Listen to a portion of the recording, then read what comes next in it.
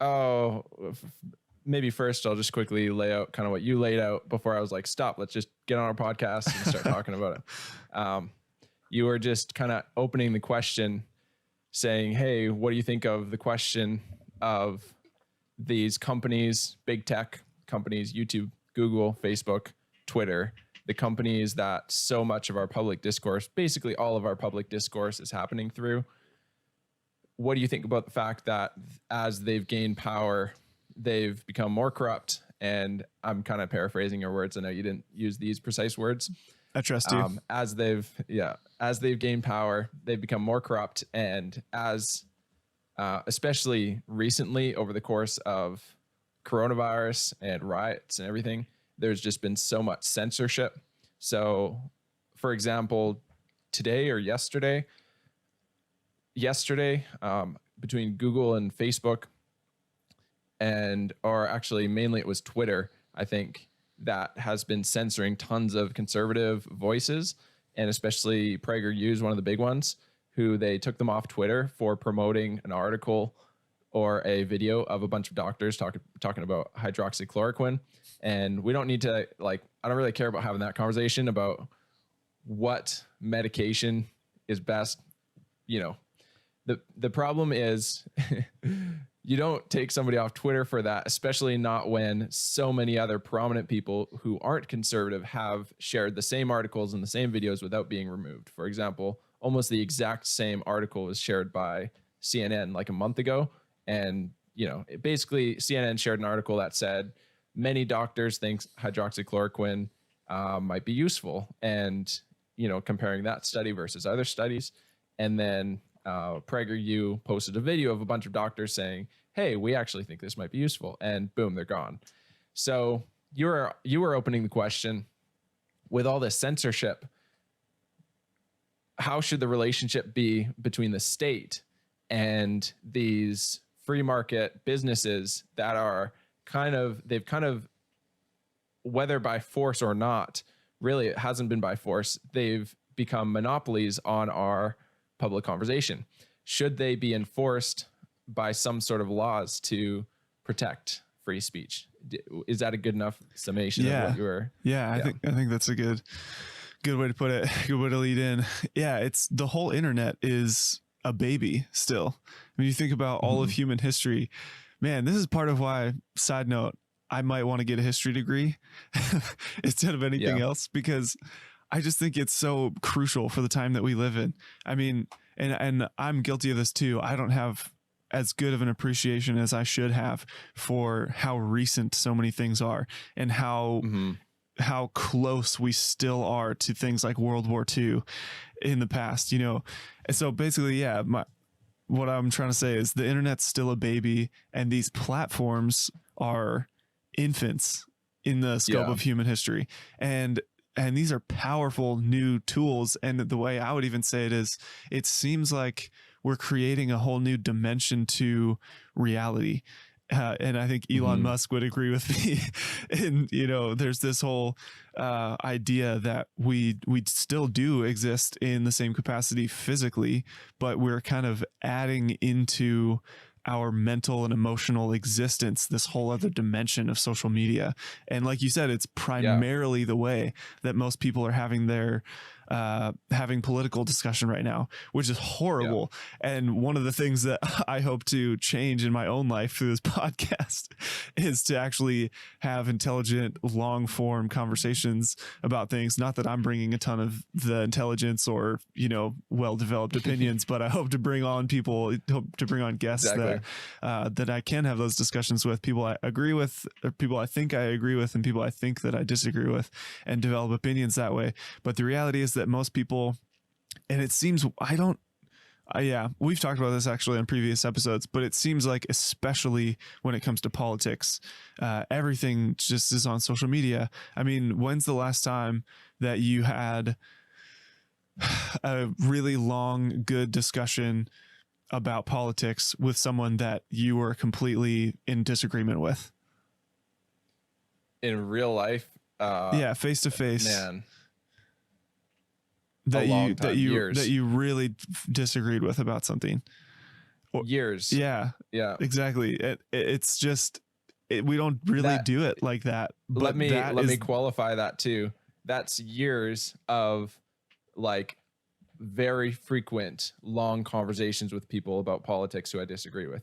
I'm just thinking they've all been on Skype or Facebook or WhatsApp. Actually, most of them WhatsApp, probably. Almost all of them WhatsApp, sending messages back and forth. Sure, yeah.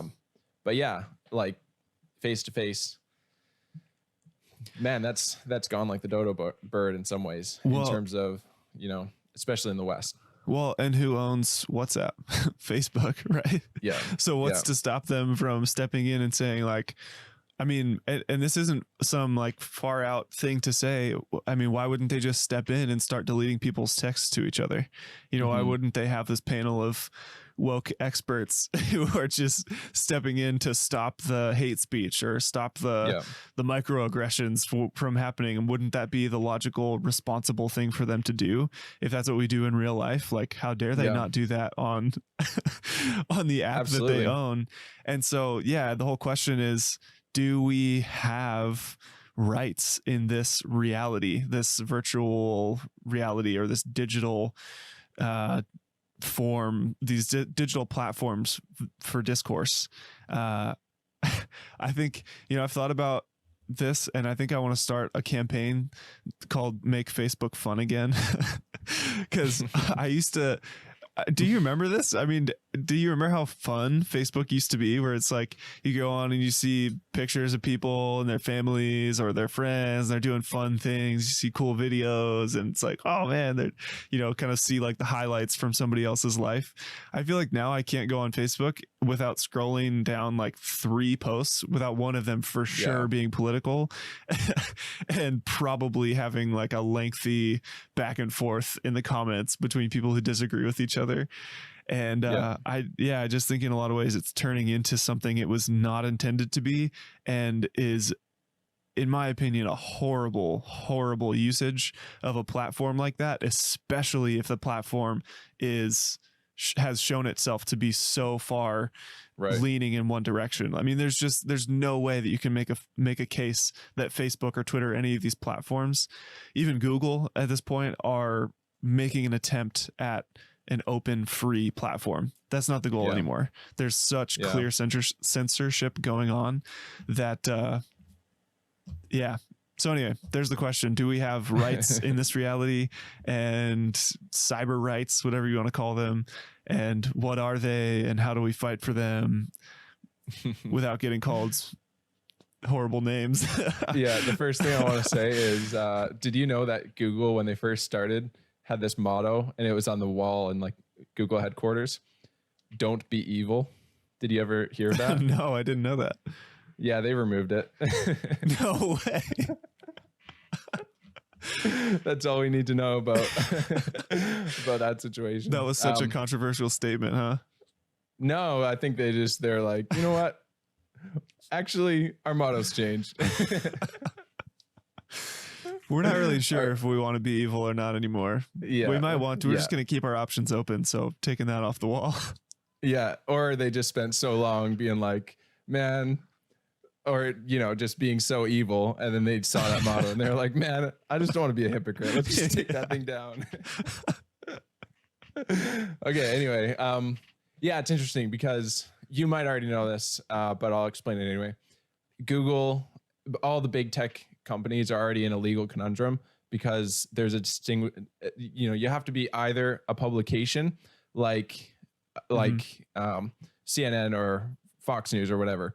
You have to be either a publication, which is subject to libel laws, and if you defame somebody, like what happened to that mega kid, Nick Sandmann, right, the Catholic schoolboy. Yeah, who was totally defamed online by CNN, Washington Post, all of those public publications, because they're publication, they were subject to libel laws. So he sued and they settled. And so you either have to be a publication where you are editing things and you have a moral responsibility to edit out things that are bad and only tell things that are factual to a certain degree, right? Mm-hmm. Or you can be a platform like AT&T, the phone company, You can be a platform that people can use, and you are not responsible for what people say on the platform. So if a murderer uses AT&T to talk to somebody else and be like, hey, let's go murder this person, AT&T is not held responsible because they're not editing out. And so what all the big tech companies have been doing is they've been claiming to be a platform.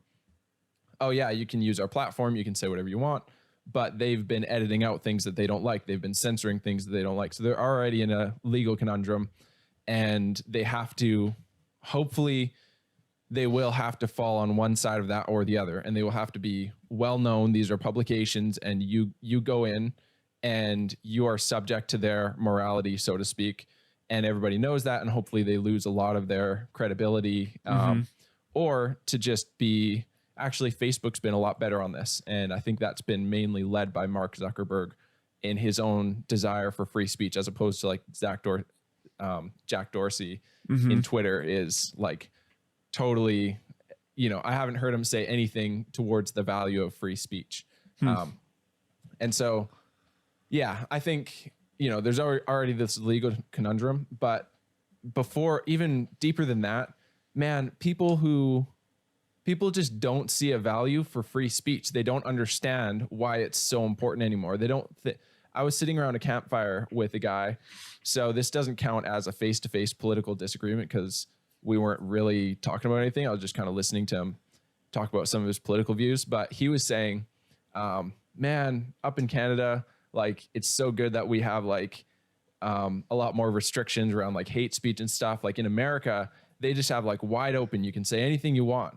And like, I was gonna have the conversation with him. He was half drunk, but, and he, you know, he was like, you can just say, you can make threats. And I'm just like, no, you can't.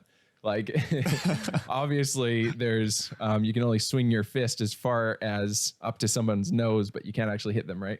And, but in terms of free speech, like, it's insane how little people value it today. And people talk about hate speech, people talk about, and people are censoring speech. So I think a huge problem is historians, people who understand the value of free speech have done a terrible job of explaining why it's so crucial, It's, to me, it's like, that's your soul, that's your essence, that's your ability to speak is everything to do with your reality as an individual. If you are an individual, if the individual is paramount instead of the group, then the very first thing you need is speech. So yeah, how does that sound to you? Yeah, agreed. So that legal conundrum you're talking about is really what sticks out to me. And my question, I guess, maybe you know more about this, is why have there not been people like Nick Sandman who've come out against Facebook or whoever else and say, hey, this person said some horrible thing about me on Facebook, and maybe it even actually led to some real violence or whatever. I'm sure that that's happened on Facebook. I'm sure there have been back and forths where people get verbally, or can't call it verbally, but whatever, writing back and forth to each other on Facebook, and people get hurt and physically in, you know, the real world because of that. Why are people not suing Facebook or Twitter or these other outlets? I mean, isn't that the way to expose what's going on? Yeah, they've always just claimed to be a platform. So it's not until they've started the censorship and the editing out that there is that conundrum. So they've always been safe because they've always claimed to be a platform. They've never been forced to become a publication. And so that process is just taking way too long. Yeah. And I'm hoping that it does come down to that. Maybe there is some middle ground that they can reach, and they can basically continually, you know, be on the green side of the fence where they can claim to be a platform and continue to edit out and all this crap.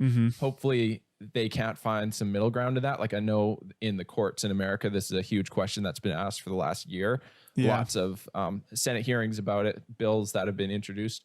Nothing's been, the checks and balances, man, sometimes it's amazing, but sometimes it's like, holy crap, we've got a huge problem. We need to solve it. And so it's been a long process, right? Yeah. Yeah, I just wonder, we should look into this more. You know, if there have been those lawsuits, if people have kind of have tried to expose this in a way. Well, they can't, because they've always claimed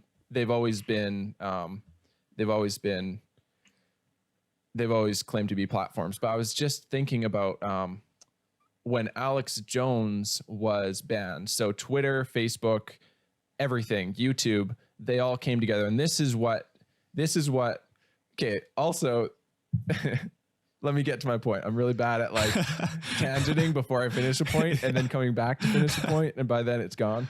So let me finish my point first. Alex Jones was banned at the exact same time on the exact same day by Facebook, YouTube, and Twitter.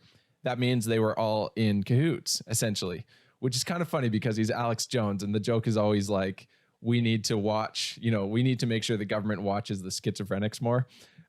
Because the people who are paranoid about it, it's like, you couldn't have given him a better reason to be paranoid and more credibility to all of the paranoia that he's had, that like the government's against him and that all these big tech companies are against him and they're in cahoots, and they all ban him. This is okay. So we're out of conspiracy land. This is real life.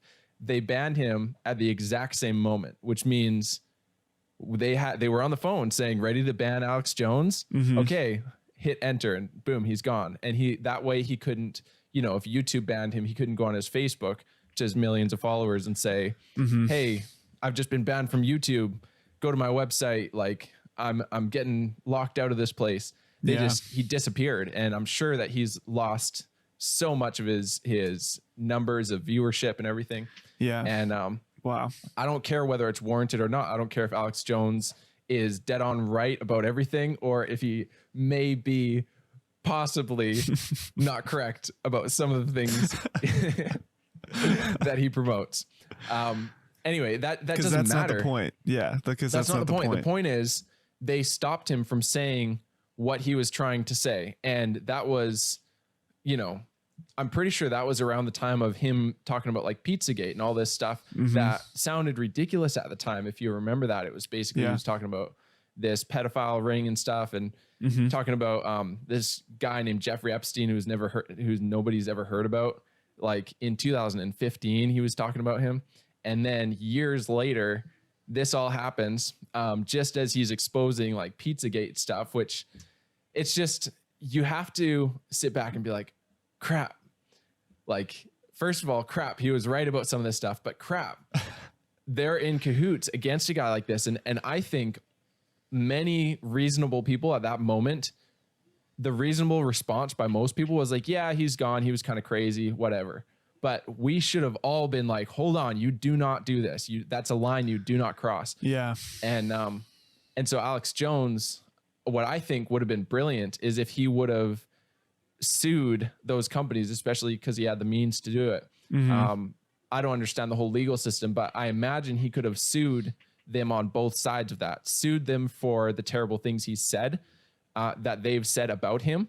So you guys, sued them basically as if they're a publication, and then also sued them as if they were a platform. Like, hey, I've been hated on so much. Here's all this evidence of people literally making death threats over me.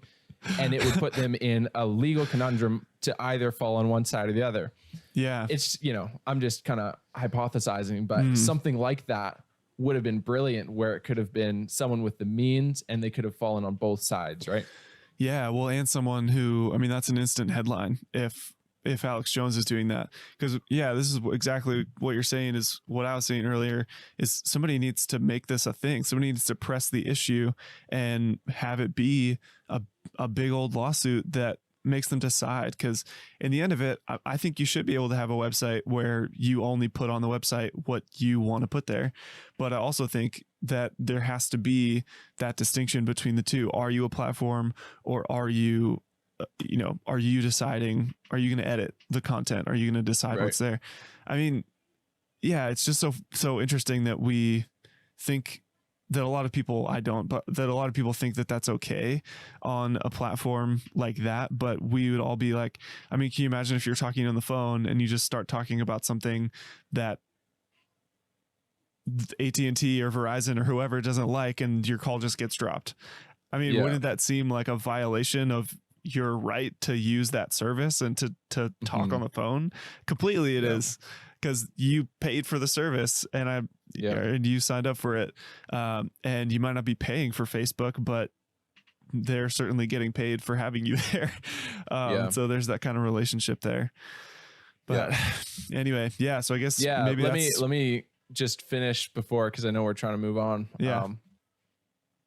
The way I come down on it is I actually do think this is one of the few times I've felt like the government getting involved could actually be a good thing, because the huge risk is basically, the way I think, I'm super anti-government. Anytime in history you look at basically everything terrible that's ever happened, it's been from sometimes corporation being too big, but almost always because of government being too big, getting into people's lives, becoming corrupt. Snake in your own garden. It's not been, somebody at the gate.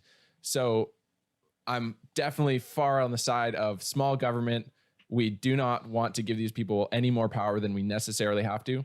But when it comes to free speech, I do fall on the side of, I think the value for free speech, it's not just that it needs to be held up legally I think the reason that free speech is a legal right, for me to be able to say, even on this podcast, the things I want to say to you, the value for that is the core issue. And that value for free speech needs to be upheld in the law. And so when you get to a point when so many people are being so heavily censored by certain people, and even to the point when you want to do a Google search, you look something up and the top 20 results are basically anything that's leftist and anything that's approved of by the left-wing people doing the sorting of the algorithm. Let's say 19 out of the top 20 articles. Usually there's a Fox News one in there, and they're considered credible. But it's like 19 out of 20 are super censored, super, the algorithm is not acting in accordance with the market of search. It's acting in accordance of some, guy probably on minimum wage who he's been approved because he's far enough to the left, and he gets to choose which searches go to the top. So in my opinion, I think the government should be involved in this, because there is a value for free speech that's not being upheld. Yeah. Well, and what it comes down to, I mean, the way that I think of it is that, the government, more than anything, is there to protect its citizens' rights. Right. Isn't that the number one function of government, to uphold the law and to, which, to uphold the law and protect the citizens' rights and protect the citizens overall against, for sure, foreign threats and all that stuff. And so you think about it that way, it's almost, I don't think you're kind of saying, well, I'm for small government, but I feel like they should get involved. I don't think you have to be, I don't think you have to be in support of growing the size or the influence of the government to just say, hey, this is a major new area, new territory that is kind of like the new wild west in a way. And we're just figuring out what's going on.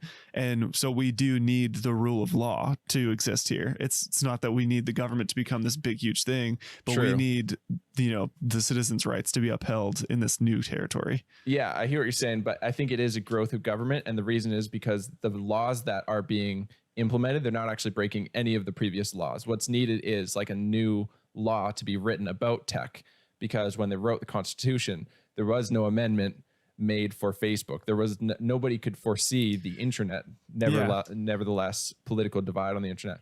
So you would actually need new laws and stuff, which I guess like that's always the case when new technology comes out. But generally speaking, like I would say that is growing the government, because it's also like the counter to my own position is, well, hey, these are free market, businesses. They've started a business model. It was successful and they're doing what they want to do on it, but we don't have to participate in it. And so, and I think that's a perfectly legitimate counter. And that's basically the reason that up until recently, I definitely fell more on the side of they shouldn't be restricted. And we need to, the idea of breaking them up because they're a monopoly, they haven't involved the government in building their monopoly. Therefore, I'm okay with the fact that they're a monopoly on the market of public discourse. But I would say over the course of what's gone on in COVID, my opinion has changed from that counter to what I'm saying to what I'm saying, which is no, it's not just that we need to uphold the previous laws about free speech. We need to implement a new law, because what's the direction that this is going is so evil, Mm-hmm. and it's so obvious, and it's so terrible, and it's so unavoidable Yeah. without new laws.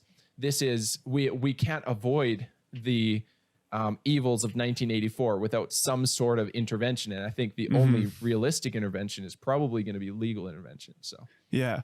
Well, so here, let me say this. I disagree that it's a growth of government. I would just think of it as an adaptation to rights that have already existed through the laws for a really long time. So freedom of speech is really what we're talking about. In the bottom line, freedom of speech. And that's one of the first ideas of America is freedom of speech. Right. And so I would say, I guess the question is, does the internet count as a territory where you have free speech, or do these websites specifically count as a territory where you have free speech? And if the answer is, well, no, they're a private company, they can do whatever they want with their website, then I guess there's a case to be made there. But I just think it's that question that we need to keep coming back to, of have these platforms become so big that it is a private company. It started that way, but it's really grown into, like I was saying before, this new domain of reality where, and this is Elon Musk's thing about, hey, just so you know, we're all kind of morphing into cyborgs a little bit, where we do have our physical existence, but we also have this mental and emotional existence that is on the internet. And we even use that to like store our memories and things. And so it's this really interesting thing. And so it's, the question really is, does freedom exist? Does freedom of speech exist on those platforms? Or should it exist on those platforms? Or does it just exist with using the internet in general and saying, well, that's their platform. Like if you want a different one, you can make yours. That's the important thing there, because to me, I think that's the distinction. If you were to take this same thing and put it into a metaphor that would have worked in 1776, imagine a public square. There's a difference between a public square, and I would say that's the internet in this metaphor, where you can go to the public square and you can talk about whatever you want. And that's perfectly, not only is it fine, it's good. That is how we move forward, is to say what we have to say. So the public square is that situation. But imagine next to the public square, some guy with enough money to open a business with nice lounge chairs, and he provides cigars, and he says, you guys can come in here if you want to. It's your you can voluntarily come in here and have a conversation here. You sit down in these lounge chairs, I give you your cigar, and that's all on me because I have this awesome business. You sit here and have your discourse, and I make a bit of money off of ads selling you stuff. But this is my business. On the walls. Yeah, exactly. Literally on the wall. Nice. But yeah, that's the difference, is like the public square the government needs to implement free speech in that public square. But what about in the man's business? Does he have the right to kick somebody out because it's Alex Jones, for goodness sakes? Like, this guy's crazy. I need to get him out of here. And I would say that is the relevant. And so what I'm saying is, once everybody has moved into his lounge and the entire public conversation is there, we need a new law. We can't just protect the public square outside. We need a new kind of law. And all of a sudden, instead of the policeman standing on the public square, making sure that everybody's speaking freely and nobody's, cutting each other off. You know what I'm saying? Yeah. Censoring people. Yeah. Because he needs to enter that building. Yeah. Because in that analogy, everyone has absolutely moved into the private lounge. I mean, there's no conversation outside of it. Yeah, there really isn't. And there's been attempts. So Jordan Peterson launched this website, ThinkSpot.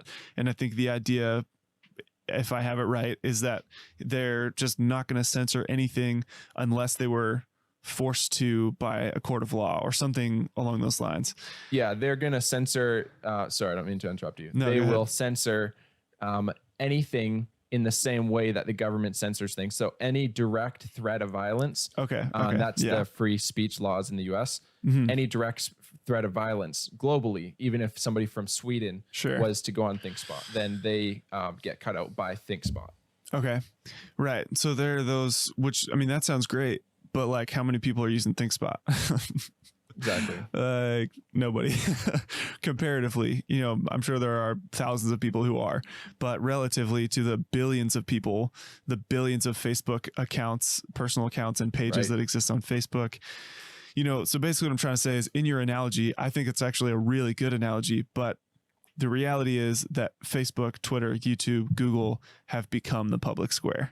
And I don't know exactly the best way to go forward because I'm not, you know, I'm not a lawmaker and I'm not as familiar with the history of all these laws and rights and how we make a new way forward. But I think it's important to realize that that absolutely is the case, that those platforms have absolutely become the public square. And so how do we go forward from there? Nice.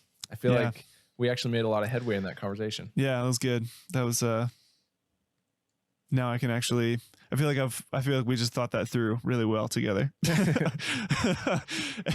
I don't think I could have fully done that by myself.